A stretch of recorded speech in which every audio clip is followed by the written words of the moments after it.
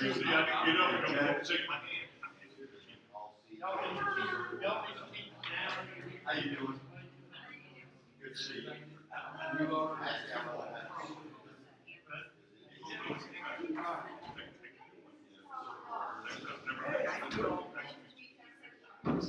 my God.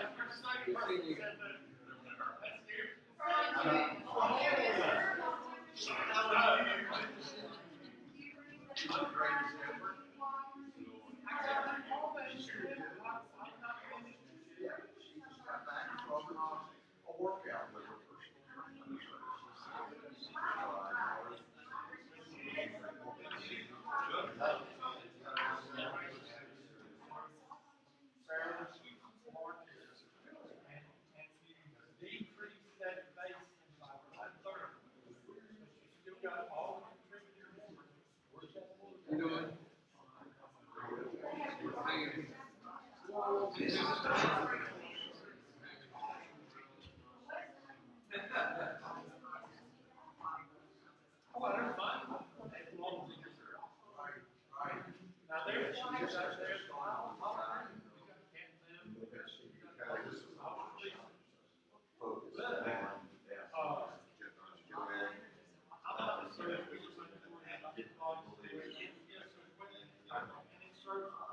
I don't know.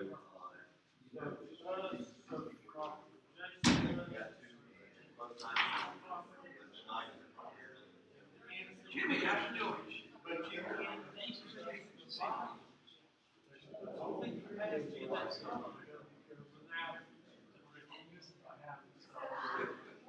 a pair of these. Hey. Oh, my goodness. Thanks for joining us.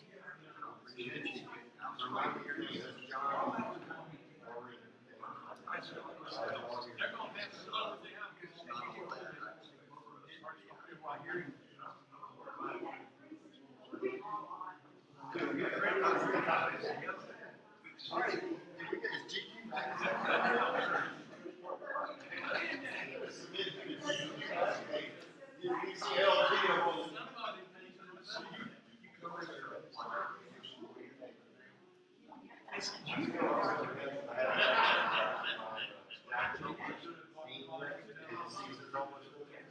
Just checking, but I have to use that.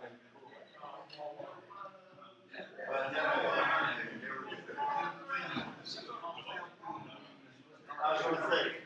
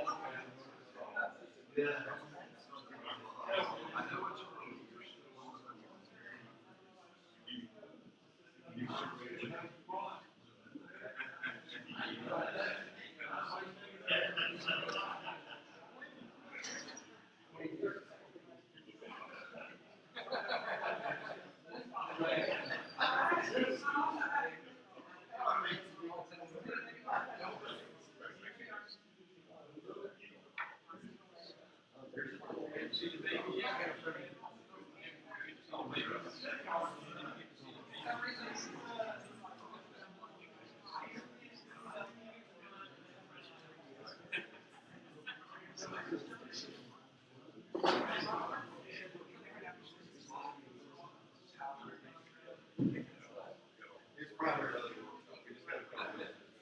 put the fire. We wanted to see you, man. We wanted to see you. The DOC part kicks in.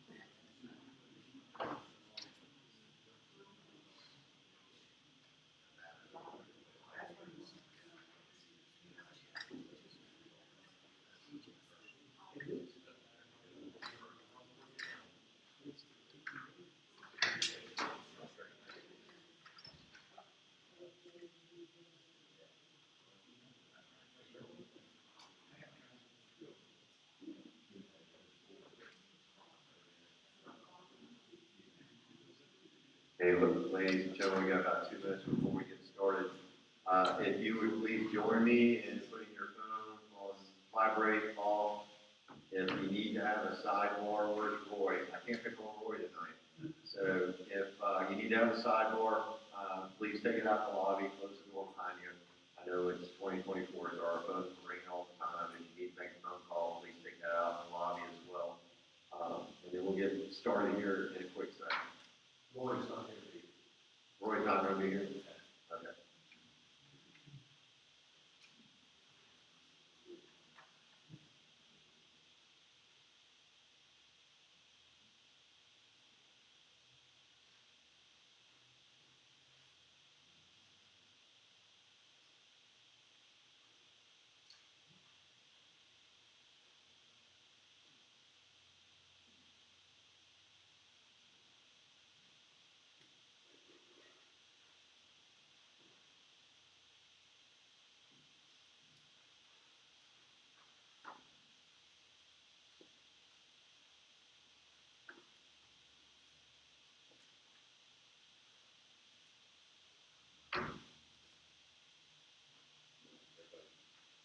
Everybody, please rise. Let's pray.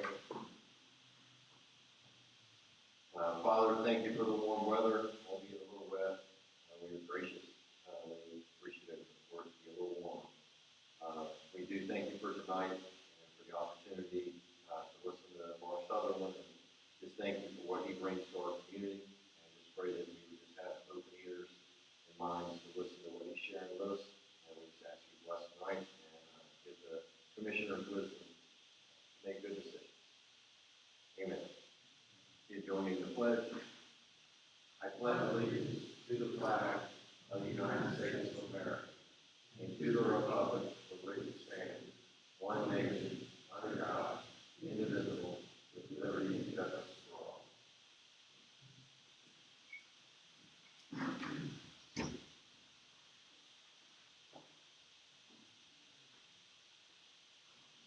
Okay, we don't have anybody signed up for public comment. Just double checking.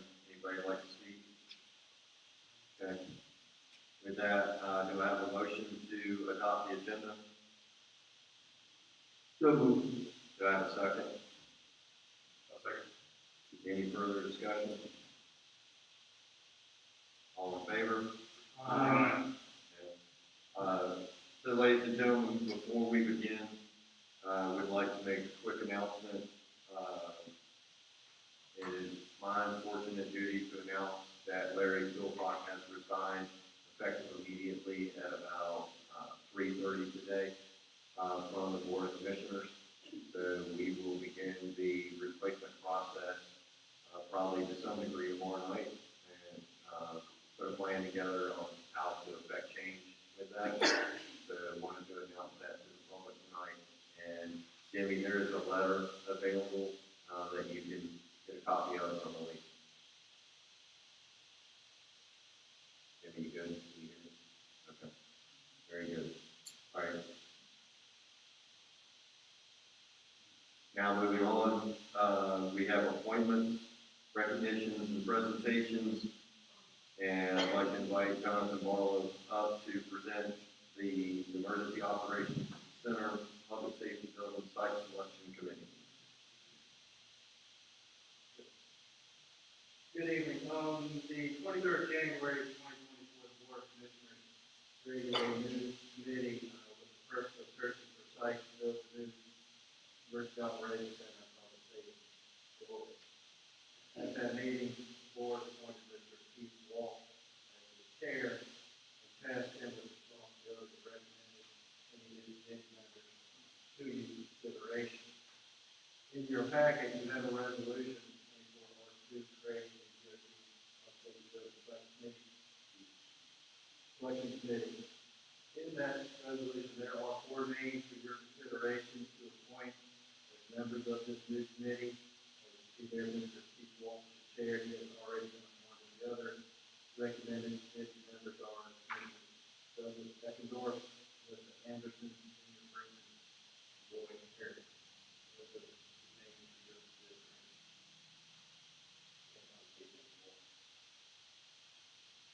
All right, board members, I would, any discussion? Go ahead. So I'm assuming we can use that word, but this committee is pretty much going to follow, going to have to follow the same regulations as any of the other committees. That's correct. Although they're all volunteers, the benefits is pretty clear that they are public body would have to conform and abide by anything. Same thing with meetings, if they have a meeting, they can kind of be advertised. Right, you have to have a 48-hour minimum notice. They notice that they're going to have a meeting, give location, Now, they would have the same opportunity if they were discussing something that was allowed in closed session that you all have to under the session, stick by them now. They could use that clause to do closed session for that specific purpose. Otherwise, it's got to be another meeting, all meetings. Same purpose, rather than a meeting, they could do it, as a segment of the meeting, probably in the here. If they want to be somewhere else, they would have to make notice. Thank you. Any other comments? I would just point out so that the general public is informed. I think Mr. Conway's question is appropriate, but I do think it's also important to note that since Keith Walsh, and if this team is approved, will be primarily dealing with property, that a lot of those meetings will be closed session because of negotiation purposes and such. And I forget the exact state statutes that would be under, but because of that, I would submit that to the general public as information. Okay, if no other discussion, I would accept the motion to adopt resolution 2024-R2, creating the EOC Public Safety Building Site Selection Committee and appointing the members as recommended. Again, we've already appointed Keith Walsh as the chair. We would be adding Commissioner Douglas Eckendorf. We would be adding President Melissa Anderson, Junior Freeman, and Roy Harris. Do I have a motion? Yeah, I'll make the motion to approve based on our closed session. Do I have a second? A second. Any further discussion? All in favor?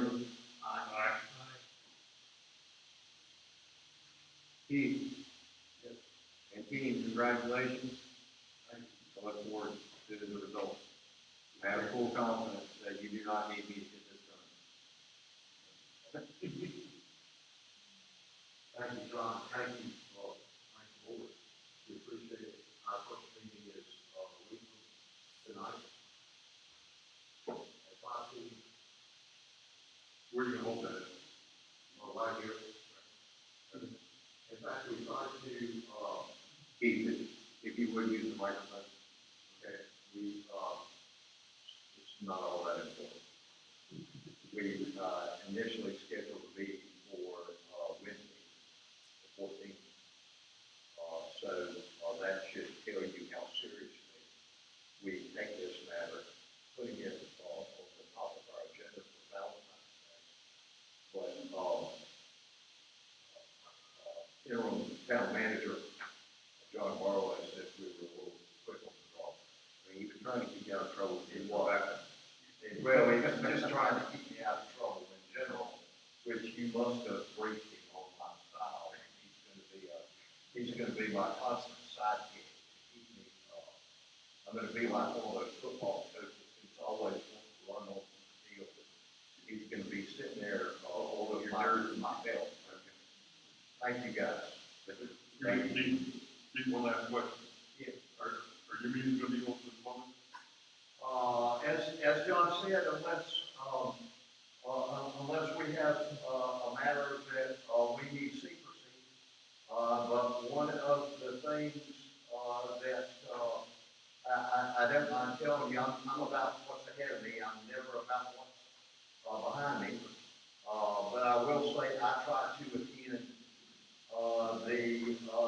what might be the last meeting of the previous committee, and was asked to leave. So, I'm about transparency, and I want the citizens of Swansboro, to pay attention and see what's going on. We're gonna move fast, we're gonna try to move fast, and, as opposed to being, secret, most of our, activities are gonna be, right there, in the public eye. So, and all the public, one of my goals is that at the end of this process, we don't have citizen complaints about, things being done without their knowledge.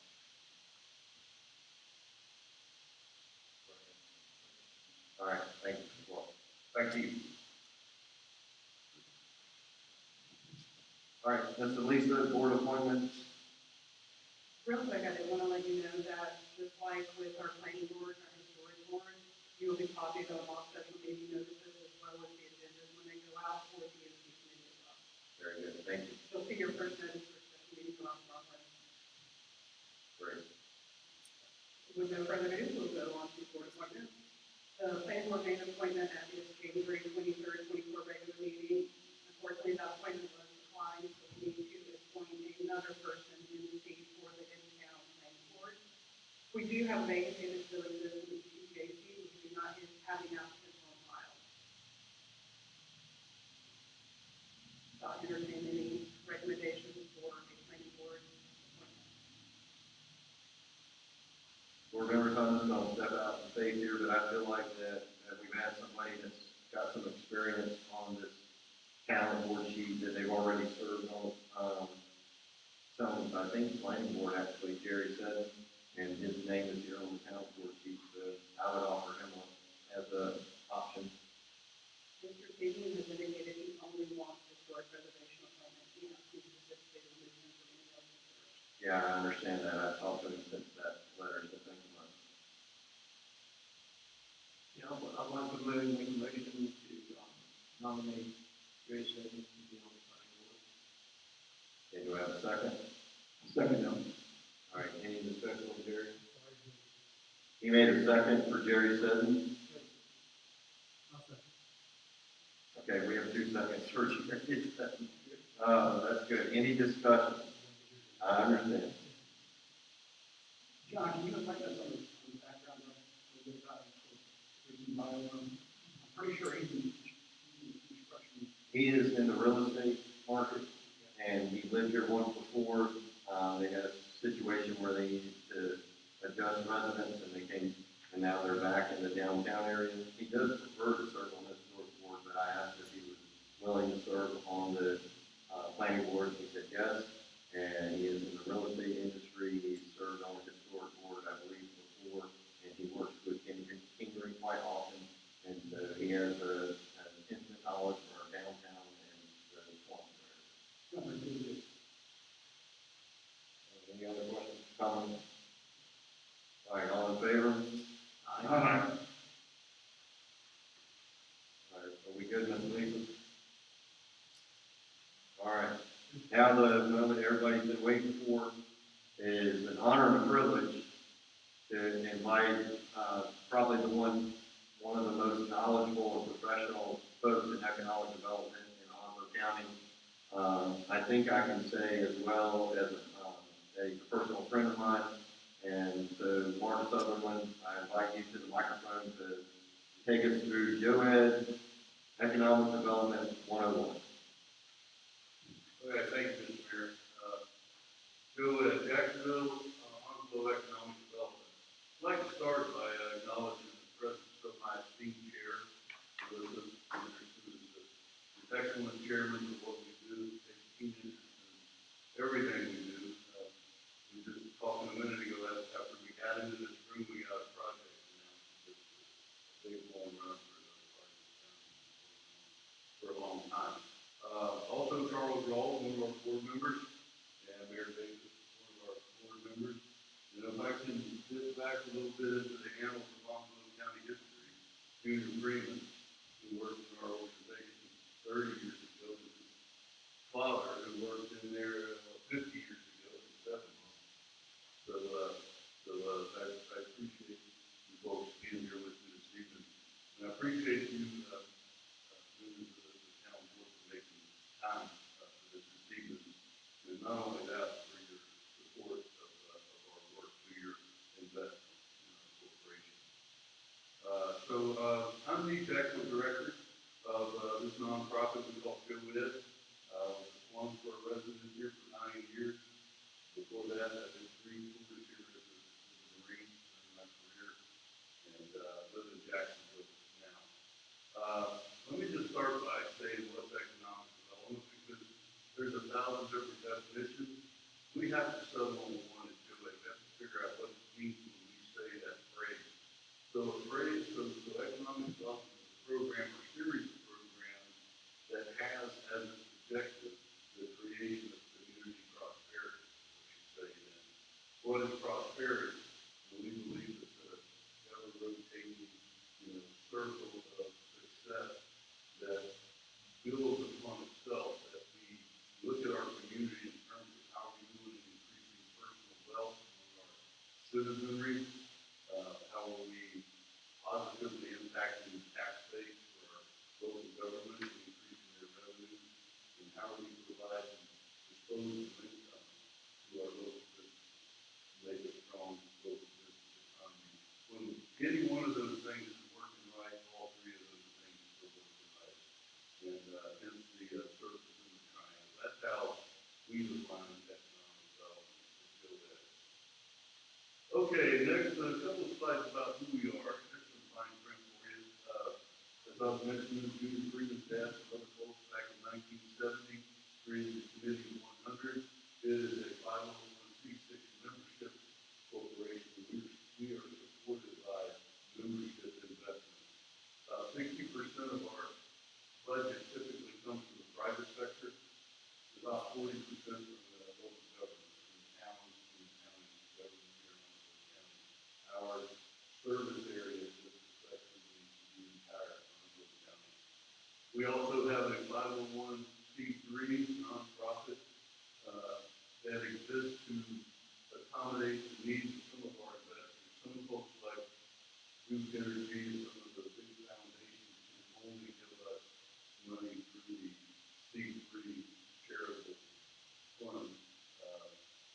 And we also do some special projects there that don't fit in with GeoEd team, like our revolving loan fund that we support small businesses.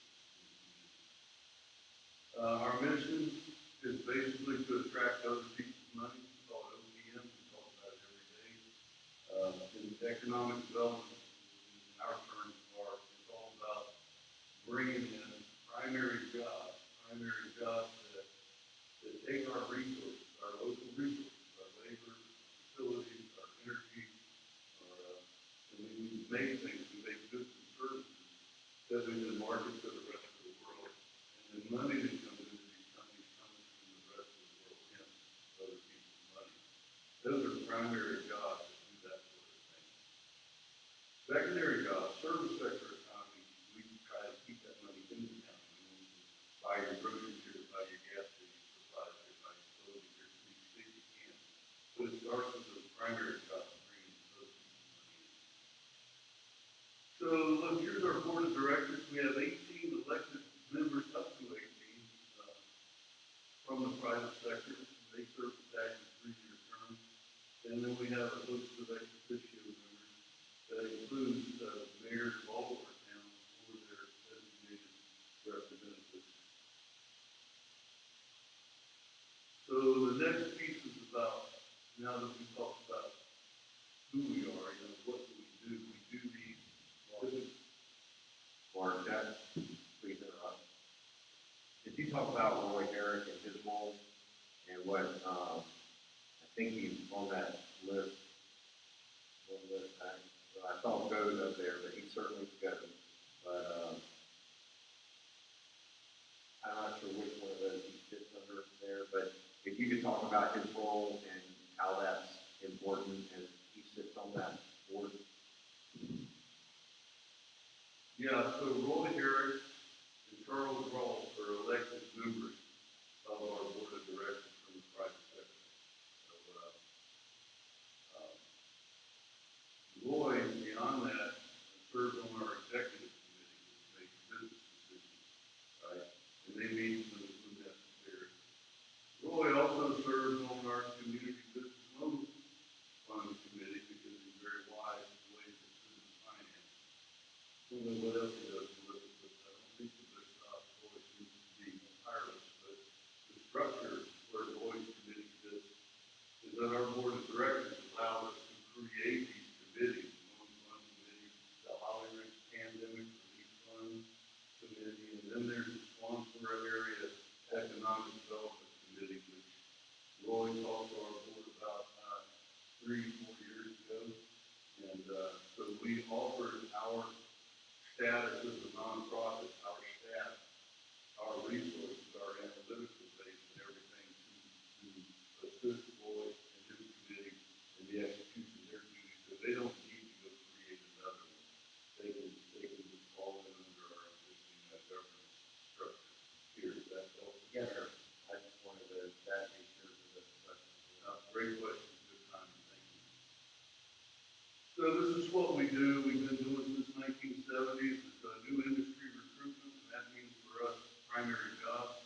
Once we get those industries here, we work hard to retain them, make sure they don't leave, and when they want to expand, that we create sites and buildings conducive to their expansion and retention right here in the county. And that leads us to product development. And that's what we're heavy into right now. We just don't have any products on the shelf. That would be industrial sites and buildings. And every time we build some, it's felt before we finish construction. Right? We had an industrial park last year that Melissa's company finished building, and I think before we even broke ground on it, all the sites in there were spoken for. So we never seem to have the inventory from construction, and that's not good. But everything we do takes time. It's just a long haul. Those lots that Melissa built, we were 3 or 4 years into the planning process getting them to be built. So industry recruitment. We have these projects with funny names. And we were asked about this often to why we do that.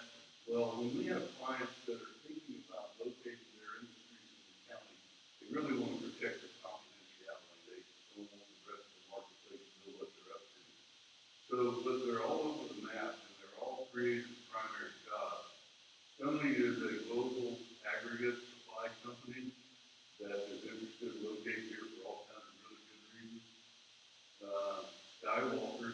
aviation training school, looking at our airport, because it has capacity, and we have space around it to build instructional space, to build maintenance, repair, and overhaul facilities, and actually dormitories for a couple hundred student pilots. That's a big, big project. Gridiron, we just announced at the UPS, Eastern North Carolina, big regional distribution center. We were in competition with South Carolina and Brunswick County on that one, and they decided to locate here in Onslow. A couple hundred jobs there, and about a $12 million investment. Project goes is out of the shipyard here in Hubert, and we'll talk a little bit more about that in a minute. Taco down in Holly Ridge is a 300 acre, 500 job, big project that threatens to put us out of inventory again, just as we finish the next phase of that industrial park. Project Clover is an advanced biofuel company, from the Holly Ridge. They manufacture processing equipment, to convert algae to fuel, and, they've also created a fuel farm of their own for the industrial park. Project 18 is coming to Jacksonville. That's a global courier service with about 300 more jobs, 200 pieces of rolling stock, about $60 million investment in our tax base. So those companies are kind of all over the map. Our sweet spot in the county seems to be, about 50 to 100,000 feet of buildings, 50 to a couple hundred jobs, and we get called all the time for products. Do you have an existing building? Do you have 30 acres of shovel-ready site? And 95% of the time, we don't. We don't have a single square foot of industrial space to market this world.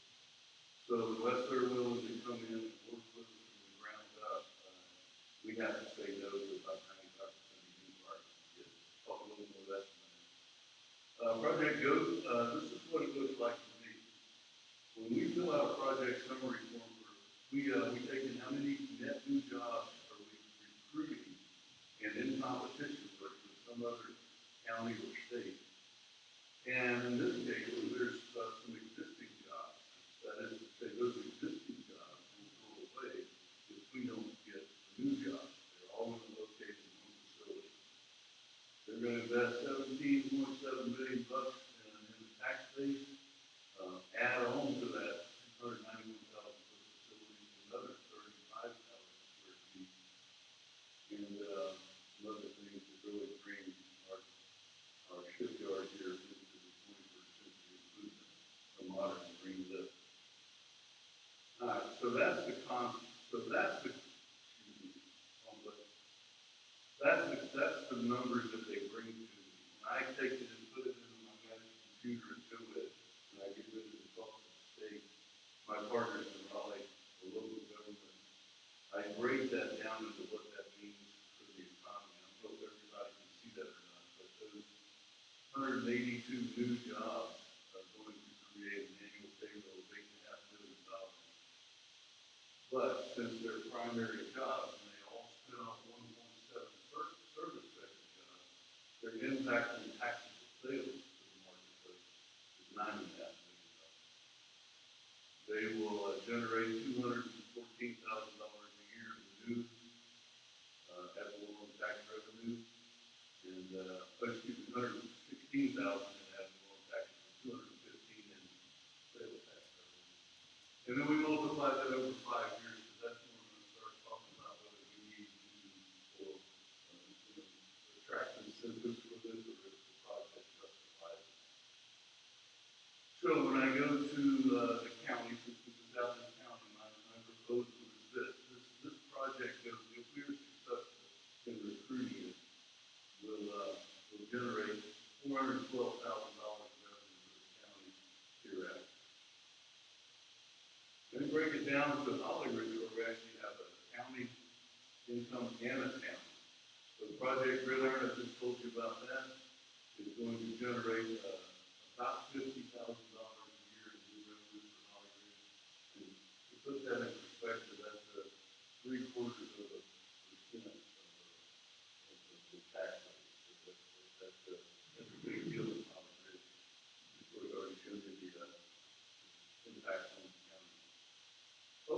so if you own a local business, if you own a car dealership, a lot of our investors are bankers and car dealers and lawyers and surveyors and builders and people that have an interest in this new wealth coming to the county. And in the case of, Project Goat, new taxable sales in the county, north of $10 million is the impact to the local economy of our local business. And, it's why these folks invest in real estate. So there again, we take the new payroll times 0.54, and that gives us a direct disposable income for project job. And then we multiply times 1.185. There's your indirect impact, which is the same as the secondary job. So there again,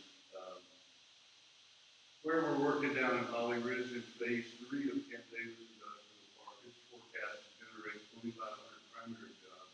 That's going to take about a decade to happen. But those primary jobs will spin on 4,250 secondary jobs towards the model.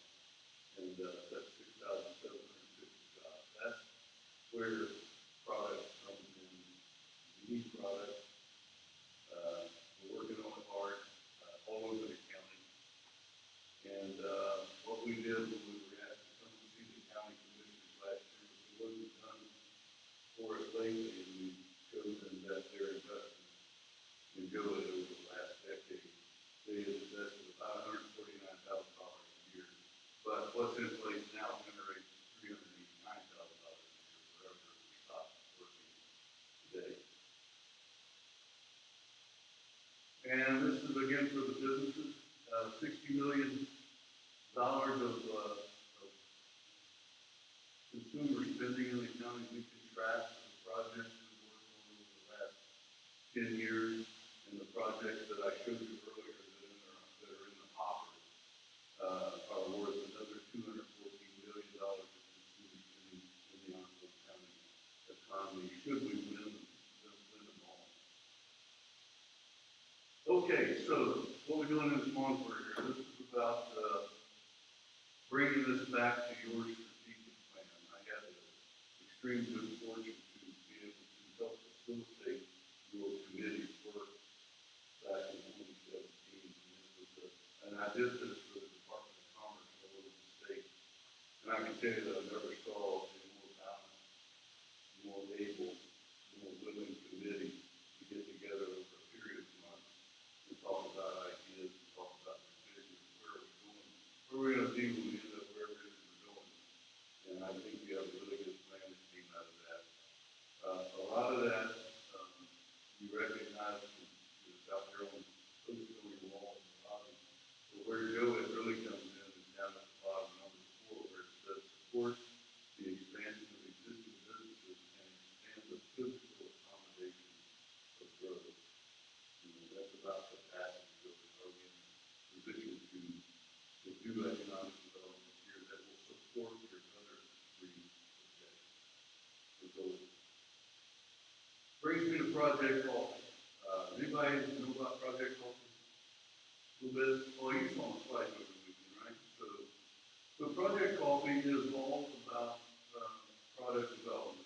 We have calls all the time for, what do you have for us in the White Oak Township area or East Jacksonville? And one of those calls came back in August of 2018. A firm called us and said they needed 67,000 square feet of industrial building now, probably expanding in 5 years to 100,000 square feet. And they wanted to stay in the Swansboro area. It didn't have to be the town, but they wanted to stay in this area. The folks really liked it. So your town manager and I at the time met with the firm and looked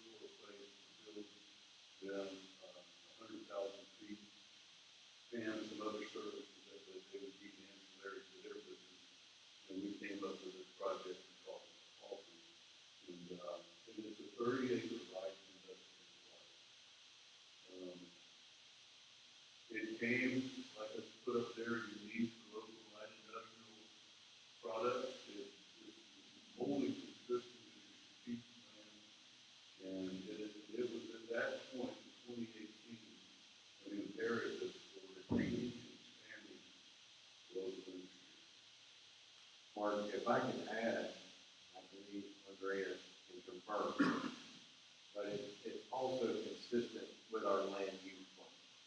So your land use plan came shortly after the, economic development strategic plan, and it created a space for this light industrial. It's a unique color of the land use map. That was very encouraging. So, what was it, a month later, we had Hurricane Florence, and then I guess a couple months later, we had an election, and then we, the project off, we've been working on for a long, well, not where we haven't done anything for 2 or 3 years, but the way we were gonna do this with this local firm is use the city's grant attraction power for IDF funds to build road, water, and sewer with other people's money. Annex that 30 acres of that light industrial into the town, and we would put a building there, and there would be room for other businesses to come in there too. But it got bogged down, it didn't happen. When we were in the midst of feasibility studies, being the engineering feasibility, the fiscal and market feasibility, we stumbled on the split of the feasibility. And you can't really move forward in real estate development without that. So here's the concept. We have a landowner that's willing to participate through the development and sales in a deal with GoEd. We, the nonprofit, purchase the land and secure the grants for development with the exception of those public infrastructure money. IDF will grant money to the town or the county, to your local government, for whatever you need in terms of roads and water and sewer. For design, for engineering, for grading, erosion control, everything else, stormwater, we as a nonprofit can secure those grant funds ourselves. So the idea of the project coffee, once built, the forecast is about 200 good primary jobs in there with $30 million worth of tax base. And I think $30 million worth of tax base, correct if I'm wrong, in your current tax rate is about $105,000 a year revenue for the town, just in terms of the direct ad valorem tax. If the town's interested in pursuing that, the landowner and GoEd are ready to roll. We can do this about the third leg on that school. And the town doesn't need to come up with any funding for this. Just we are meeting through MOUs to determine political feasibility so we can move on with investing in studying and analysis and design. Which is probably $250,000 of that that goes into before we ever stick a shovel. So I think here's my contact information. Somebody wants to contact us. Answer any questions on that? Board members, in front of you, you do have a resolution. I will not be asking for approval for it tonight, but please take it home and read it thoroughly. It should be on the agenda for tomorrow night. Please read that thoroughly. And so, Mark, could you take us through as much detail as you can on what you need from us? Take us through this relationship. What does this partnership relationship look like? You know, what is the liability on the town? What is the risk for the town? What's the value of the town participating in those kind of things so that everybody in the room has a really good sense of how we are that third leg of the stool?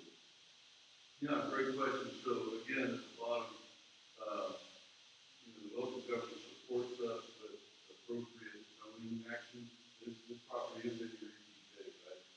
So it's your appropriate zoning and permitting for what we're going to do to the extent you permit things, and you need to be the recipient of the IDF grant. Now, I typically write those things.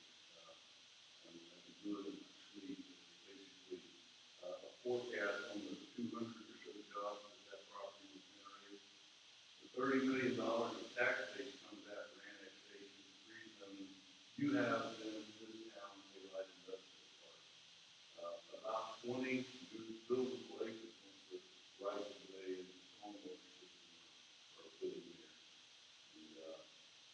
And, that's the liability to the town. It's a voluntary annexation, from the landowner at the appropriate time. And that would be Joe as buying the land, right, developing the land, using our nonprofit staff to get it paid for. And of course, we will sell it in the free market. So you'll end up with new residents out there, jobs, tax base, living other life. Have we already looked at this land, as far as for any environmental impacts, wetlands, marshes, et cetera, that we might be affected out there? Well, to the extent we did a preliminary civil engineering design back in 2018, with John Freshwater, and, we didn't invest heavily in geotech or anything like that. There's nothing there in the national wetlands inventory. There is a wet spot in the back of this, where the pond actually needs to go. The soils, we know, for all soil studies, we use area industrial buildings.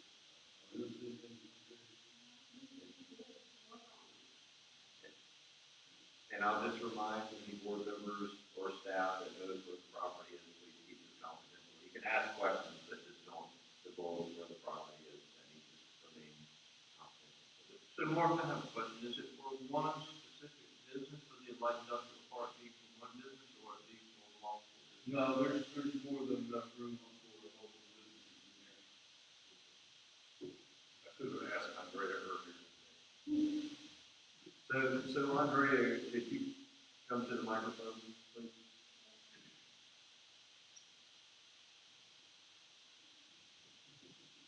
Mark, you're not done yet. Yes, sir. But in terms of when we went through the land use plan and some of the things that we did, in terms of protecting the town, right? The land use plan, the goal was to protect the town for 20, 30 years out. What are some of the things that if we do a light industrial that, that you, I think you were key in writing the land use plan, that you and the residents and the board members that participate in that put in place so that we would maintain our small town feel and look and those kind of things? And part of that was the location of the property.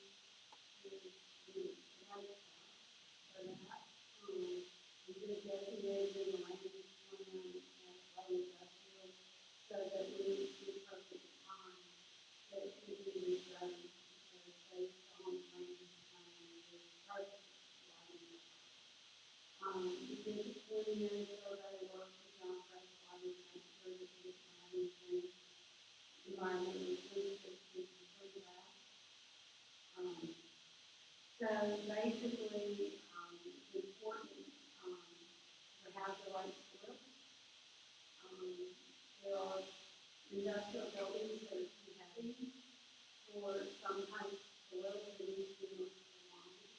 So we did work on that and make sure that this soil could support an industrial building. So I feel like it's ready for all of this. The thing that we really want is work with Mark on the grant and the property owners so that we can get the infrastructure established for the park. It makes such a difference having products. As you saw with investing in the West, we built the park and already continued. It wasn't, did well on itself. And that's what happened in our area. There isn't a lot of products. And it's time market and time. And I hope y'all will get on the boat and not miss the boat as it was.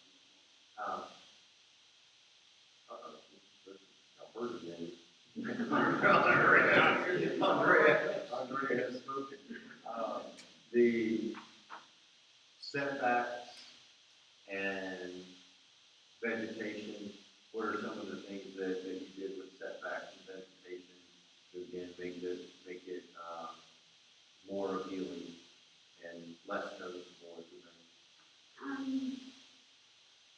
In the zoning ordinance, there's conditional zoning that's more appropriate for industrial because it allows you to go up each time you go back a foot.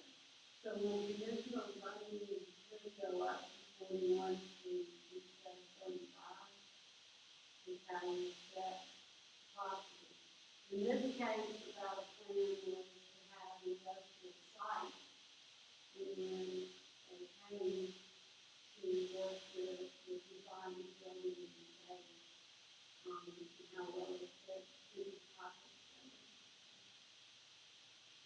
Maybe I'll ask my question differently, because you gave us a lot of good information there. And I think, if I remember correctly, it's been a while, but there are some very large setbacks so that the buildings would be far away from the road, and there's some. There is a corridor setback Okay. on 24. I wouldn't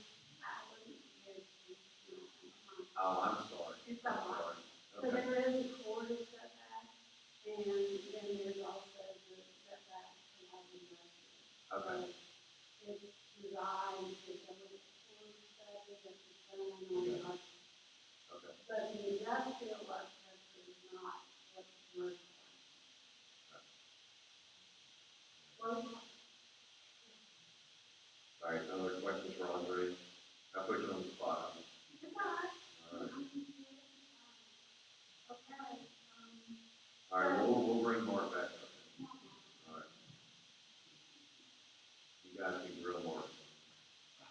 Careful, how you treat Andrea, she'll retire one. Oh, watch it. That's a cuss word around here, man. So I got my, I'm sorry. So we got my facts together here. We're talking 30 plus acres right now. Yes, Okay, is that going to be a possibility of expanding out to be more than that? sir. Another project coffee. Okay. Plenty. And so part I like, we get a lot of good notes on here. Things like waste streams are all part of the plan, I guess. You say light industrial processes, right? And so I'm just concerned about, no one mentioned anything about waste streams and stuff, and how those would be handled. Solid waste. It's waste free. Yeah, waste streams. Yeah, right. Yeah. Right, so here's the deal with, us in Onslow County. If anybody needs water and sewer, Right. other than employee restrooms, we don't compete for it. Right, we just don't have the capacity, so there's not a lot of waste stream coming out of what we do. It's, I can't think of one of our industries that does. But, we're not like the I-85 corridor, we just don't have the capacity. The big water, big waste, big sewer, big natural gas. Now, this project started, I guess, the fire was about 2017. Right after that, or right around there. Okay. How far did you get as far as the environmental impact studies, social, cultural impact studies? We Take flight at all? never touched due diligence beyond a preliminary civil engineering sketch based on a cursory liability. By the time we have to get through this feasibility process before we start investing in even a phase one. So, all that is teed up and moving along pretty quickly. I think we've answered the mail on market feasibility, consistent feasibility. Although the cost of completing this project is 3 times what it would have been, back in 2018. That's just the way it is. But yeah, I think phase one follows on the heels of what we've down. We're teed up to due diligence, but it doesn't make sense to start the park structure. So can I say that you'd be optimistic if our zoning advisory board, if they would support your plan, that how optimistic are you that you'll actually get the grant money you're looking for, get the infrastructure? Well, we don't have to worry about grant money. We have a track record of creating jobs. We have a track record of sticking with our forecast.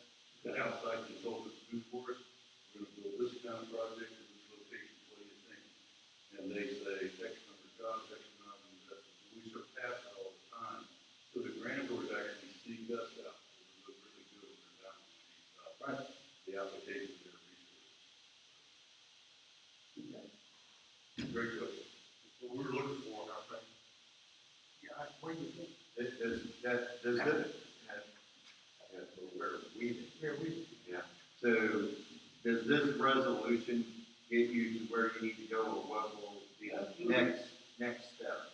Yeah, absolutely. I think we probably need an MOU among the three partners about who's doing what when. And that might take some massages, so we don't have an answer to that because we haven't started that process yet. But that's how we generally start, three partners.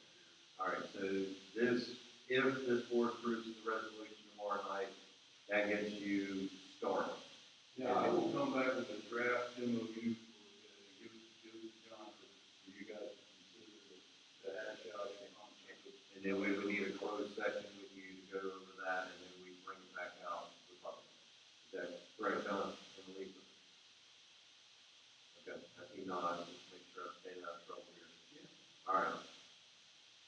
Other questions for Lauren? Well, since we do have the CEO here of COED, do you have anything you would like to share with us?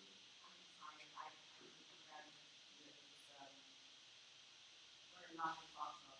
It's amazing to see the minister was always an example because it's what's gone on in the community.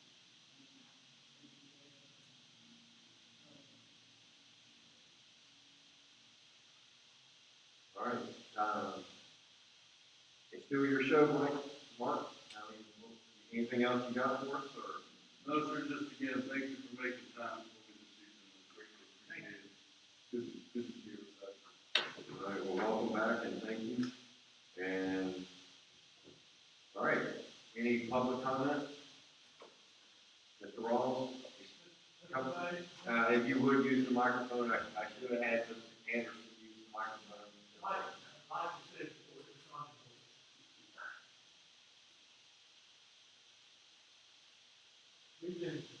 We've been working on this thing for 6 years now, Mark.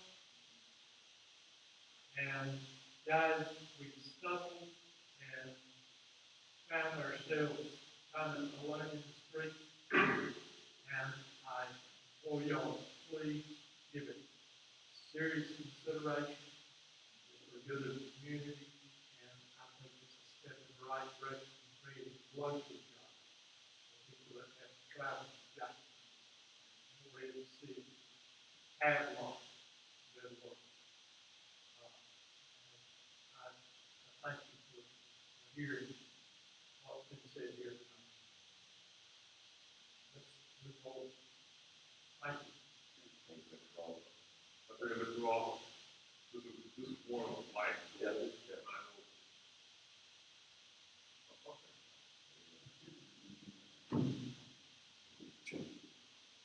This was one of my goals when I know the other people that were running this year for election spoke to too many people here in Swansboro that felt that this was needed. The idea, the concept of us having opportunities, jobs here that our children don't have to leave Swansboro, so they can stay here and raise their family and grandchildren next to their grandmother, grandfather. That's hopefully a goal that we have to go for. And I'm so happy, so early in my time as commissioner, that this has come up and I get to ride along with them. Appreciate it. Thank you. I just want to thank you guys for coming tonight and laying out your plan. It makes logical sense to me. The math is obviously, your algorithm is impressive. I'll say that. And if you listen to us, I don't know how much you were interested in with the time that we were up here as candidates running. This is exactly what we talked about. I think one of the biggest hurdles, a lot of public concern about that. Providing infrastructure that allows the industrial processes to come in here and provide these types of jobs, the jobs that actually have growth in them, jobs that also spin on to secondary jobs and everything that service these people that are going to work in these places. And that's, in a way, I feel like it's wow, it's Christmas. You know, thank you, John, for bringing us, and maybe I'll take it. And I thank the board for listening here, and everybody who showed up here, and I thank you very much. Jeff, any comments?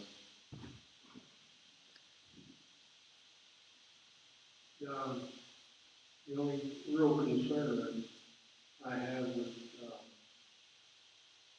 any road, was one that I stated years ago.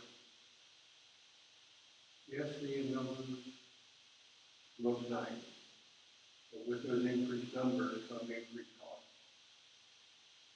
We're talking possibility of our police department having to grow, our fire department having to grow. A busy 24 being even busier.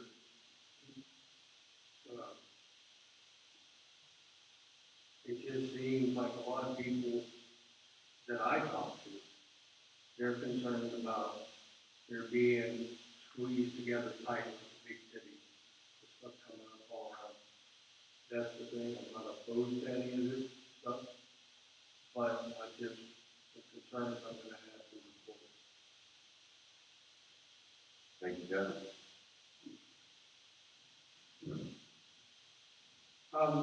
I'm gonna use this as, from my experience here, and I've lived in this one person since 2010, I've lived in the area since 1985. Planned growth that has a plan, that begins with a plan like this, with this kind of capital standing behind it, usually, like Mark said, they like more capital. When people see that the model works, they want you, right? And this comes with control, and this is why the land usage plan we have has got to be kind of strategic use. We've got to plan for success, not just for, you don't plan out of fear. You plan out of what I call optimism, and capitalism, and free markets. Because that's the kind of stuff that attracts even more talent to this area. The people far smarter than me. Like to call these kind of places home that you like growth in. And it's the kind of growth that, like I said, it has to go through the process. The process is appropriately laid out by Mr. Fellow's presentation.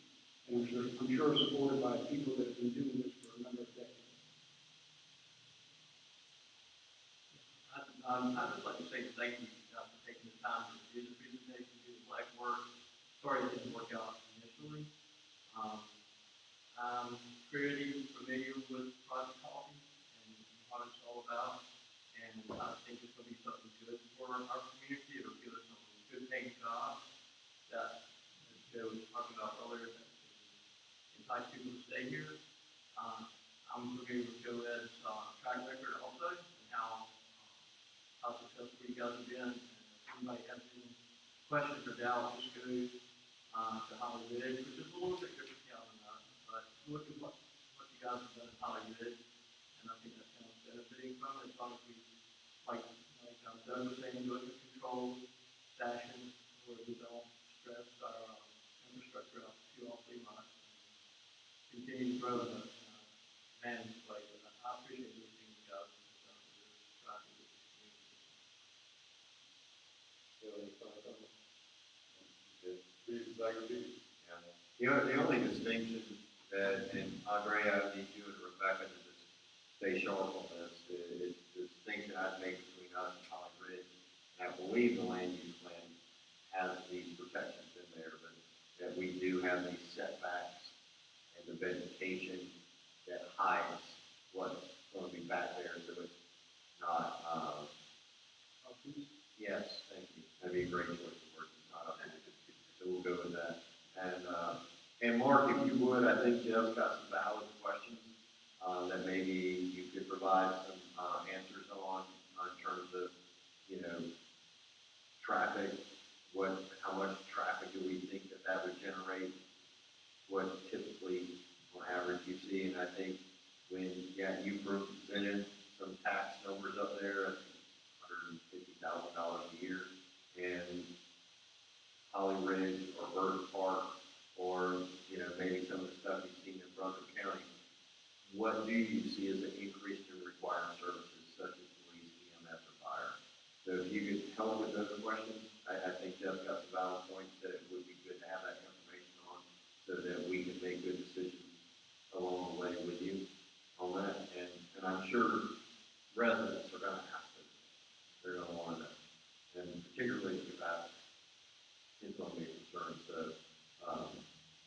if you could help us along the way with getting some answers to those, that would be great. And then, I think that's, John, you got any comments? Okay, very good. All right, board members, do I have a motion to adjourn? So moved. Do I have a second? Second. And Mark, I forgot to say thank you, so thank you for being here tonight and, being so quick to get back involved with all. All in favor? Aye. All right, good